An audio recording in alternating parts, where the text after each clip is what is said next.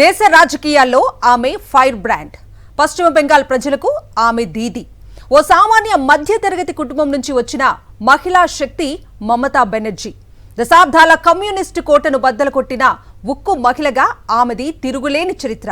తాజా ఎన్నికల్లో దీదీ పార్టీ అధికారాన్ని కోల్పోయింది. అయినప్పటికీ ఆమె చరిత్రను, సాధించిన రికార్డుల్ని తక్కువ చేసి చూడలేం. బెంగాల్ రాజకీయాల్లో ఆమె పార్టీ అధికారం కోల్పోయినప్పటికీ ఆమె మార్క్ రాజకీయం మాత్రం రాబోయే రోజుల్లో కొనసాగుతూనే ఉంటుంది.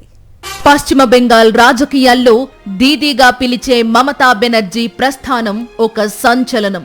సామాన్య మధ్యతరగతి బ్రాహ్మణ కుటుంబం నుండి వచ్చి దశాబ్దాల కమ్యూనిస్టు కంచుకోటను బద్దలు కొట్టిన ఆమె పొలిటికల్ ప్రయాణం ఎందరికో స్ఫూర్తిదాయకం. మమతా బెనర్జీ రాజకీయ ప్రస్థానం 1970వ దశకంలో విద్యార్థి దశ నుంచే మొదలైంది. కలకత్తాలోని జోగమయ దేవి కళాశాలలో చదువుతున్నప్పుడే ఆమె కాంగ్రెస్ పార్టీలో చేరారు. ఎమర్జెన్సీ టైంలో జయప్రకాష్ నారాయణ్ కు వ్యతిరేకంగా ఆయన కారుపైకే ఎక్కి డాన్స్ చేయడంతో మమత పేరు మారుమోగిపోయింది. అలా విద్యార్థి దశలోనే అందర్నీ ఆకర్షించారు మమత. అతి చిన్న వయసులోనే పశ్చిమ బెంగాల్ రాష్ట్ర మహిళా కాంగ్రెస్ ప్రధాన కార్యదర్శిగా బాధ్యతలు చేపట్టి తన చురుకైన పనితీరుతో అధిష్టానం దృష్టిని ఆకర్షించారు. 1984 లోక్సభ ఎన్నికలతో ఆమె పేరు జాతీయ స్థాయిలో మారుమోగింది. జాదవ్పూర్ నియోజకవర్గం నుండి పోటీ చేసిన మమత సీనియర్ కమ్యూనిస్టు నాయకుడు సోమనాథ్ చటర్జీని ఓడించి సంచలనం సృష్టించారు. అప్పట్లో ఆమె దేశంలోనే అత్యంత పిన్న వయస్కురాలైన ఎంపీలలో ఒకరు. ఇది ఆమె శక్తివంతమైన రాజకీయ ఎదుగుదలకు తొలి పునాది. 1990వ దశకం నాటికి కాంగ్రెస్ పార్టీలోని కొందరు నాయకులతో ఆమెకు విభేదాలు మొదలయ్యాయి. పశ్చిమ బెంగాల్లోని కమ్యూనిస్టు ప్రభుత్వానికి వ్యతిరేకంగా పోరాడటంలో రాష్ట్ర కాంగ్రెస్ సరిగ్గా వ్యవహరించడం లేదని ఆమె భావించారు. దీని ఫలితంగా 1997లో కాంగ్రెస్ నుండి బయటకొచ్చి 1998 జనవరి 1న తృణమూల్ కాంగ్రెస్ అనే కొత్త పార్టీని స్థాపించారు. 1999లో ఆమె నేషనల్ డెమోక్రటిక్ అలయన్స్ ఎన్డీఏలో చేరారు. వాజ్పేయి ప్రభుత్వంలో ఆమె కేంద్ర రైల్వే మంత్రిగా బాధ్యతలు చేపట్టారు.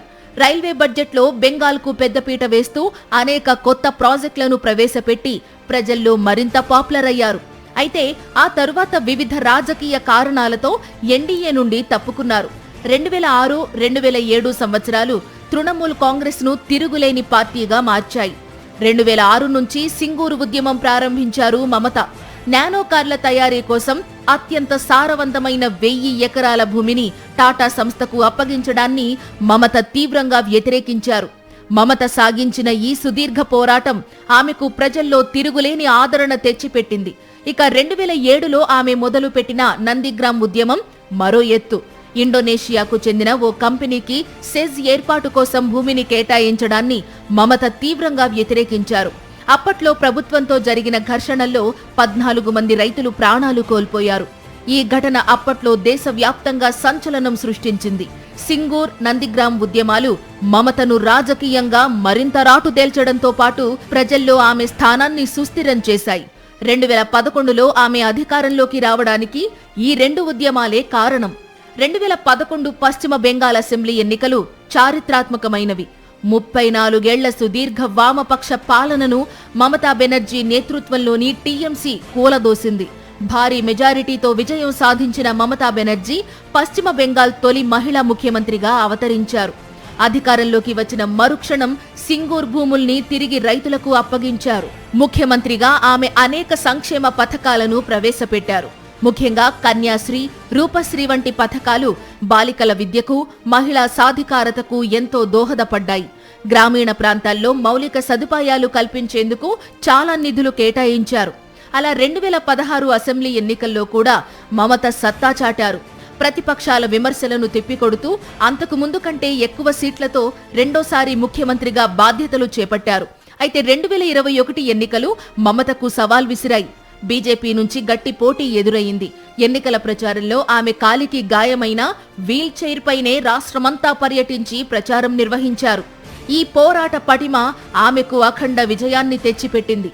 అలా 2021లో మూడోసారి ముఖ్యమంత్రిగా ప్రమాణ స్వీకారం చేసి హ్యాట్రిక్ సీఎం అనిపించుకున్నారు దీదీ. ప్రాంతీయ పార్టీల్లో తిరుగులేని శక్తిగా ఎదిగారు. వ్యక్తిగతంగా మమత చాలా సాధారణ జీవితాన్ని గడుపుతారు. ఇప్పటికీ హవాయి చెప్పులు, కాటన్ చీరలే ఆమె గుర్తింపు. ఆమె ఒక మంచి పెయింటర్, కవయిత్రి కూడా. బెంగాల్ సంస్కృతిని కాపాడటంలో ఆమె ఎప్పుడూ ముందుంటారు. జాతీయ రాజకీయాల్లోనూ కీలక పాత్ర పోషిస్తూ కేంద్ర ప్రభుత్వ నిర్ణయాలపై తన గళాన్ని వినిపిస్తూనే ఉన్నారు.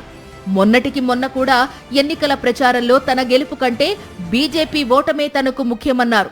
ఢిల్లీ నుంచి బీజేపీని తరిమి కొడతానన్నారు. అయితే తాజా ఎన్నికల్లో మమత ప్రాభవానికి గండిపడింది. ఎట్టకేలకు తృణమూల్ కాంగ్రెస్ హవాకు చెక్ పెట్టగలిగింది బీజేపీ. పశ్చిమ బెంగాల్ ఎన్నికల్లో రికార్డు స్థాయిలో 93% పోలింగ్ నమోదయ్యింది.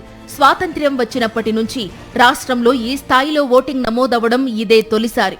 మమతా బెనర్జీ ప్రభుత్వంపై ప్రజల్లో ఉన్న తీవ్ర వ్యతిరేకతకు ఇది నిదర్శనమని బీజేపీ చెప్పుకోగా, మరోసారి తనకు అఖండ విజయం రాబోతోందని మమత చెప్పుకున్నారు. ఈసారి బెంగాల్ ఓటరు మమత కంటే మార్పునకు ఓటేశాడు. అలా బెంగాల్ చరిత్రలో తొలిసారి భారతీయ జనతా పార్టీ అధికారంలోకి వస్తోంది. దీదీ సుదీర్ఘ పాలనకు తెరపడింది. పశ్చిమ బెంగాల్ రాజకీయ ముఖచిత్రం ఎప్పుడూ ఆసక్తికరంగానే ఉంటుంది. దశాబ్దాల పాటు ఒకే సిద్ధాంతాన్ని అంటిపెట్టుకుని ఉండే ఈ రాష్ట్రంలో అధికారం చేతులు మారటం వెనుక బలమైన సామాజిక, రాజకీయ కారణాలు ఉన్నాయి. 34 ఏళ్ల పాటు అప్రతిహతంగా బెంగాల్ను ఏలిన కమ్యూనిస్టులు ప్రస్తుతం దిక్కుతోచని స్థితిలో ఉన్నారు. ఇప్పుడు దీదీ హవా కూడా చెక్ పడింది. 15 ఏళ్ల తృణమూల్ పాలన అంతరించింది. రాబోయే రోజుల్లో టీఎంసీ కూడా మరో కమ్యూనిస్టు పార్టీ అవుతుందా? అసలు బెంగాల్లో అధికారం ఎలా చేతులు మారుతూ వచ్చింది? 1977 నుండి దాదాపు 34 ఏళ్ల పాటు బెంగాల్ను లెఫ్ట్ ఫ్రంట్ ఏకఛత్రాధిపత్యంగా పాలించింది. జ్యోతి బసు హయాంలో ప్రవేశపెట్టిన భూ సంస్కరణలు కమ్యూనిస్టులకు గ్రామీణ ప్రాంతాలలో తిరుగులేని పట్టును ఇచ్చాయి. అయితే కాలక్రమేణా పార్టీ క్యాడర్పై పెత్తనం పెరగడం, రాష్ట్రంలో పారిశ్రామికీకరణ లేకపోవడంతో నిరుద్యోగం పెరిగింది. చివరగా సింగూర్, నదీగ్రామ్ భూ సేకరణ ఉదంతాలు రైతాంగాన్ని కమ్యూనిస్టులకు దూరం చేశాయి. సామ్యవాదం పేరిట రైతులకు భూములు పంచిన కమ్యూనిస్టులు 2007 నుంచి రైతు వ్యతిరేక ముద్ర వేయించుకున్నారు. అప్పటి వరకు రైతులకు భూములు పంచిన ప్రభుత్వం అవే భూముల్ని కార్పొరేట్ సంస్థలకు, విదేశీ కంపెనీలకు సెజ్ల పేరిట ఇవ్వడానికి ప్రయత్నించి ఓడిపోయింది. ఈ ఇష్యూను బలంగా ప్రజల్లోకి తీసుకెళ్లడంతో మమతా సక్సెస్ అయ్యారు. మా మిట్టి మానుష్ అనే నినాదంతో మమతా బెనర్జీ ఈ అసంతృప్తిని తన వైపు తిప్పుకొని 2011లో ఎర్రకోటను కూల్చేశారు.